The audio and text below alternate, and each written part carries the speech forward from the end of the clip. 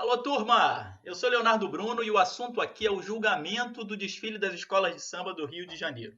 Esse é o segundo vídeo dessa série que fala sobre os quesitos do Carnaval Carioca.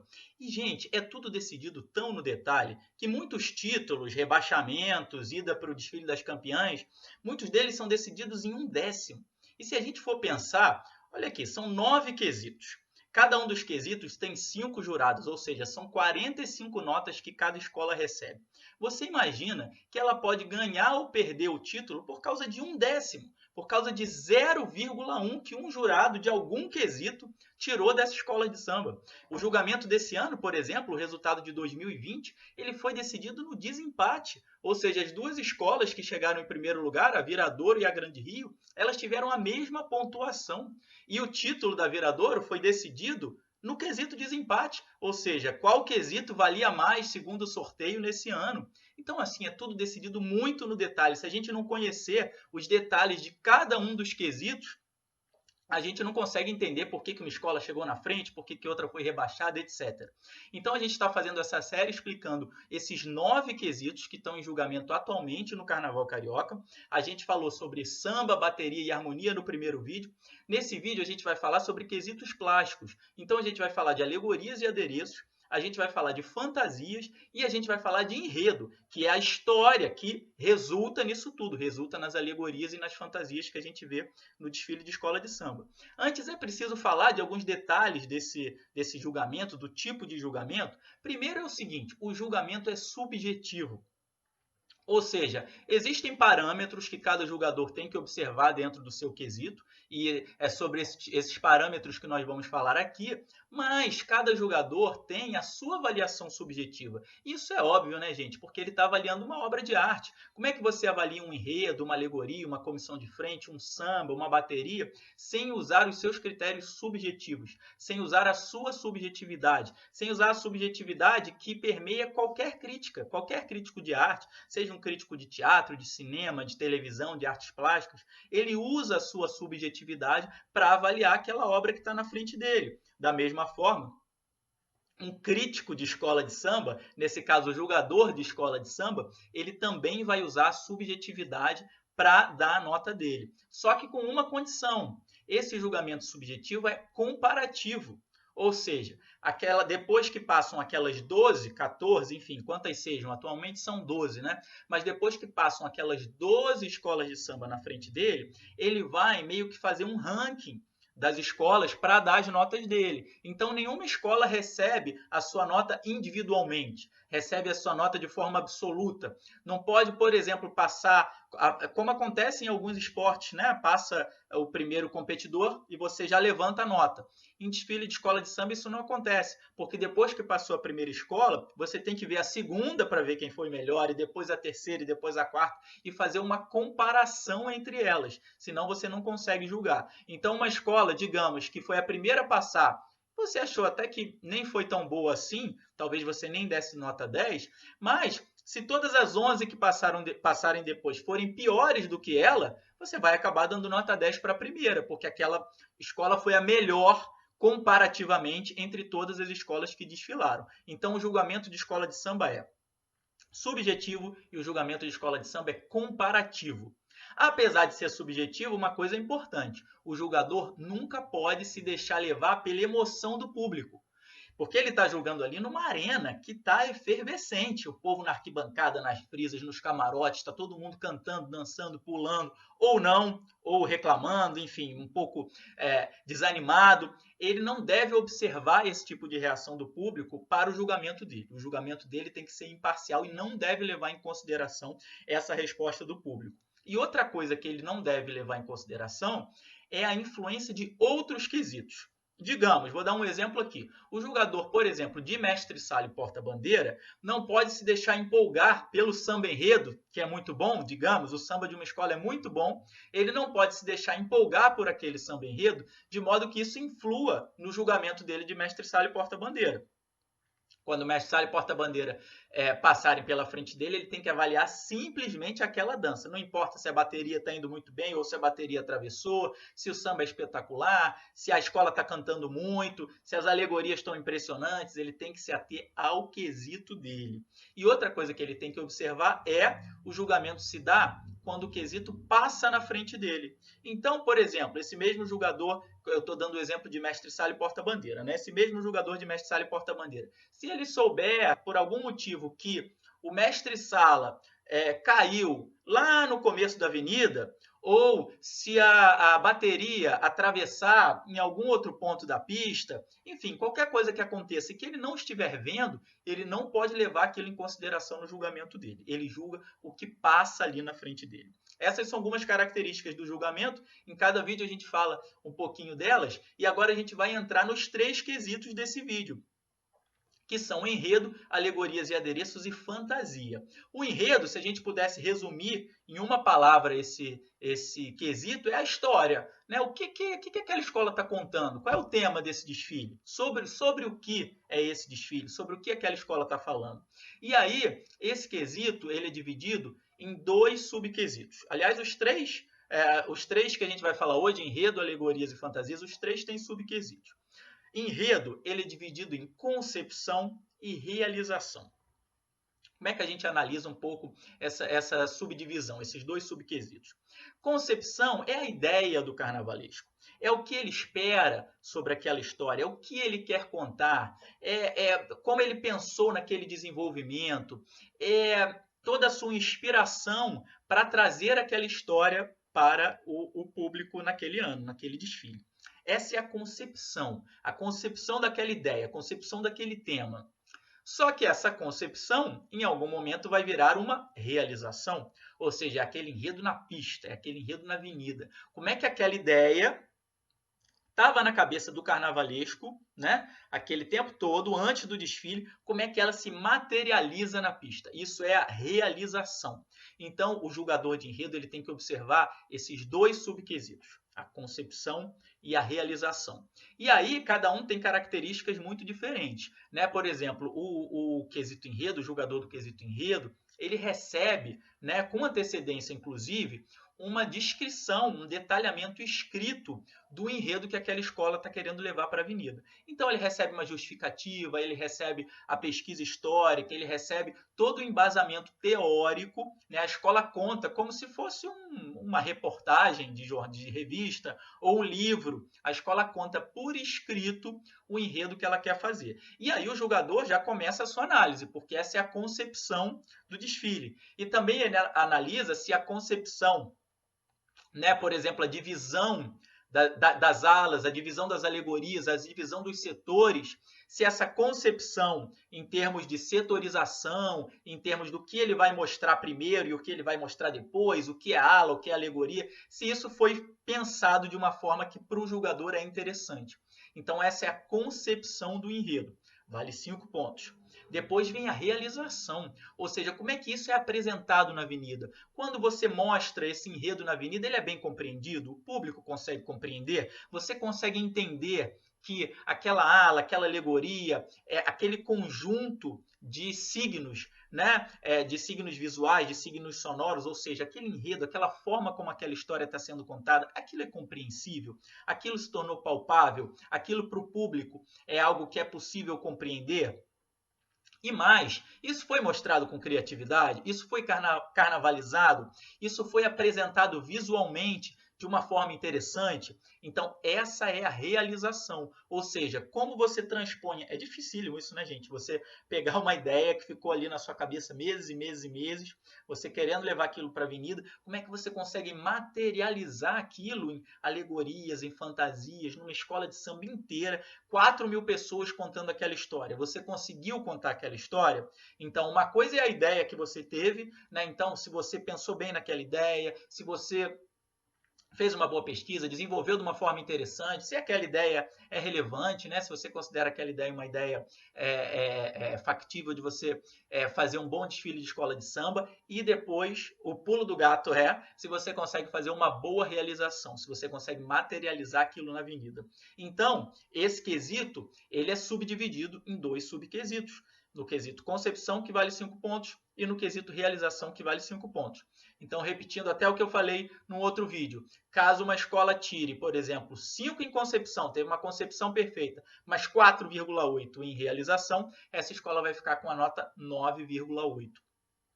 E a realização ela tem muito a ver com o que a escola leva para a avenida. Por exemplo, se uma escola se propõe a contar um enredo em 6 carros alegóricos, digamos assim, e um dos carros alegóricos não entra na avenida, o julgador de enredo tem que penalizar essa escola, porque no fim das contas o enredo dela, ou seja, a história dela, ficou com uma parte faltando.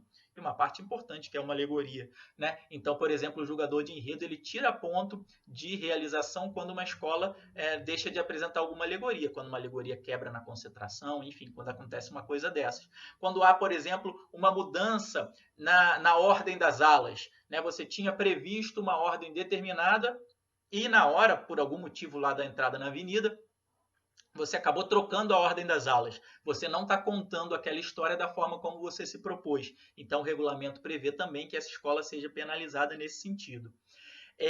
Já que a gente falou de alegorias, vamos passar para o quesito alegorias e adereços, que se a gente está sempre resumindo os quesitos em uma palavra, para quem não é tanto do ramo, né? Alegorias e adereços são os carros alegóricos, aquelas obras obras cenográficas maravilhosas que a gente vê passando pela avenida, e também é um quesito subdividido em concepção, que vale 5 pontos, e realização, que vale 5 pontos.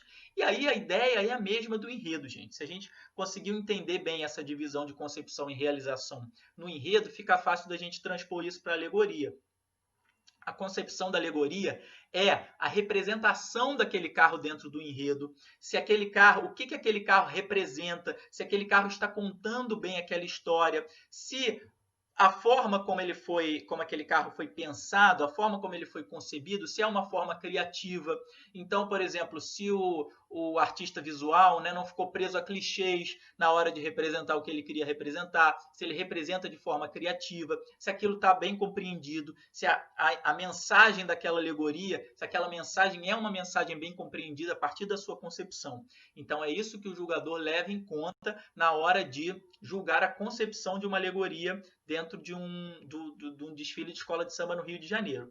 Já a realização é a sua materialização visual. Então, assim, tudo que foi pensado ali para estar encaixado dentro daquele enredo, quando ele ganha vida, quando ele se transforma num carro alegórico que vai para a avenida, aquilo dá uma boa impressão visual? Aquilo é bem compreendido? Você consegue entender quando você olha? Ou seja, mesmo que aquilo tenha sido bem concebido, pode ter uma concepção interessante, mas se quando chega na avenida você tem um problema de compreensão, pelas formas, pode ser pelo acabamento, inclusive, né? Enfim, existem vários itens de realização que são observados pelo julgador. O acabamento, por exemplo, as formas, se as formas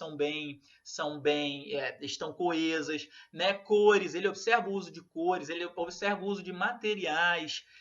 E tem um outro julgamento interessante feito pelo julgador pelo júri de alegorias e adereços, que são os destaques e as composições. Então, por exemplo, um destaque e uma composição, os destaques são aquelas grandes fantasias que normalmente estão no centro ou no alto das alegorias, e as composições são aquelas que estão lateralmente, com fantasias menores, mas também relacionadas ao enredo.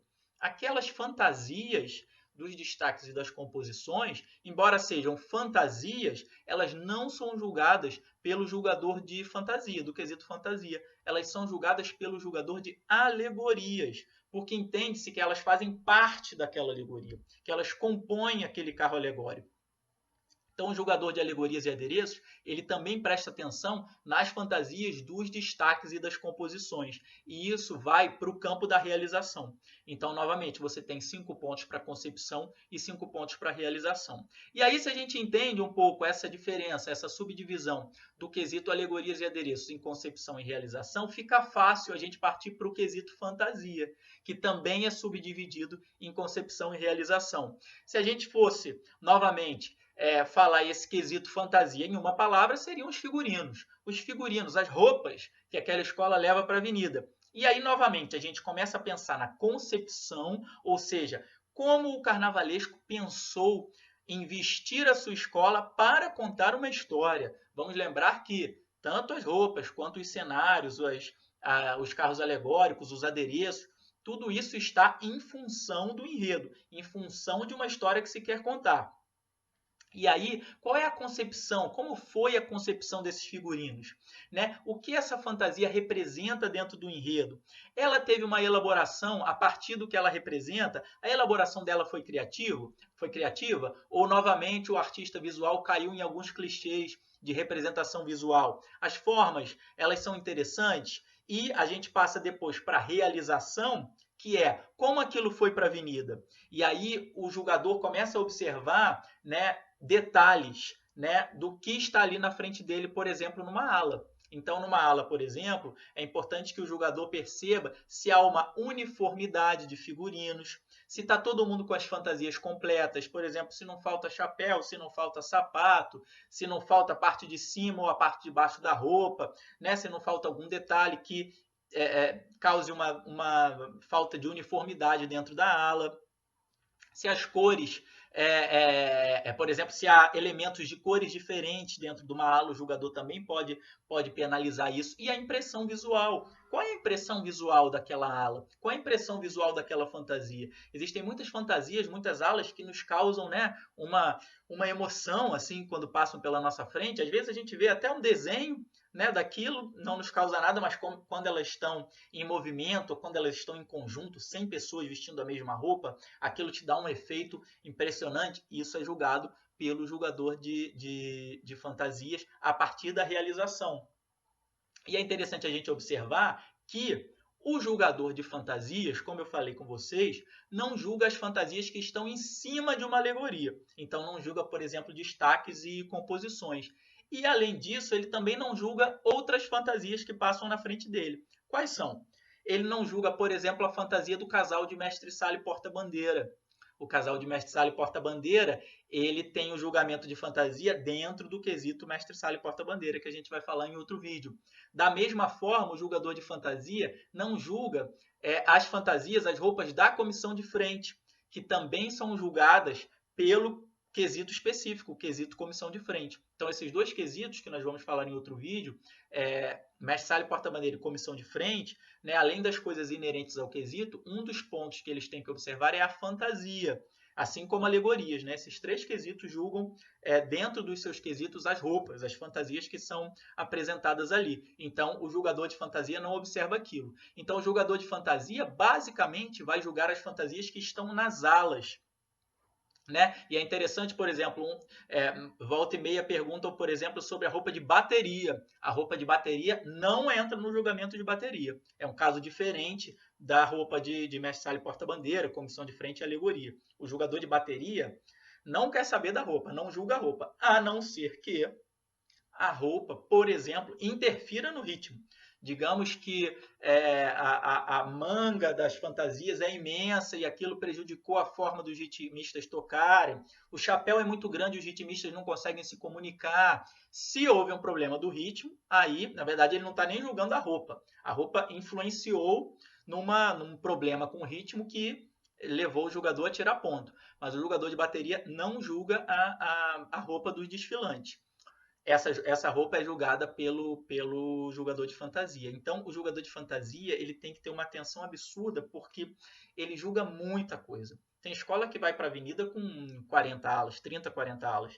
Então, imagina, fora destaques de chão, né? Enfim, roupas importantes como roupa de baiana, roupa de passista, roupa de bateria, o que cada uma representa, todos os elementos que estão em cada uma das fantasias, são muitos detalhes. Talvez o julgador de fantasia seja o que mais precisa se ligar aos detalhes. É um julgamento muito, muito, muito detalhista. Eu não queria estar na pele desses jogadores de fantasia. Na verdade, são quesitos muito específicos, né, gente? A gente tem falado aqui sobre cada um dos quesitos e a gente observa como cada um tem suas particularidades, como cada um tem muitos detalhes para serem observados. Esses foram os quesitos de hoje, fantasias, alegorias e enredo. No terceiro vídeo, esse foi o segundo vídeo dessa série de julgamentos, no terceiro vídeo a gente vai falar sobre os quesitos de dança, que são a evolução, a comissão de frente e mestre-sala e porta-bandeira, que também são quesitos muito importantes no julgamento do Carnaval Carioca. A gente já fez um vídeo, o primeiro vídeo foi sobre música, os quesitos musicais, bateria, samba, enredo e harmonia, e esse vídeo de hoje foi sobre os quesitos voltados para as artes plásticas. É isso, turma! Esse foi o segundo vídeo dessa série sobre o julgamento do Carnaval Carioca. Daqui a pouco a gente volta com o terceiro vídeo.